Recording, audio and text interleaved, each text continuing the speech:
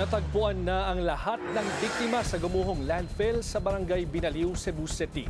Yan ay matapos ma-recover ang labi ng huling biktima nitong linggo ng umaga. Dahil dito umabot na sa 36 ang kumpirmadong nasawi habang 18 iba pa ang sugatan at nananatili sa ospital.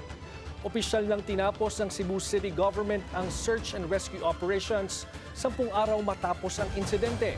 Patuloy na pinag-iingat ng LGU ang publiko habang tinutukoy pa ang pagkakakilanlan ng mga biktima at gumugulong ang assessment sa epekto ng trahedya.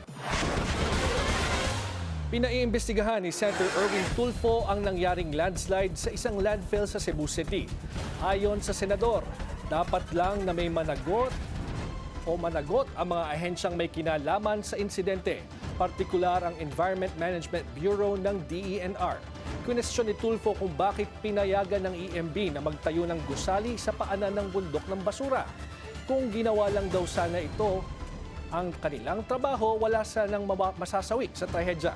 Sa tala ng mga otoridad, 36 ang kumpirmadong patay habang 18 iba pa ang nasa ospital.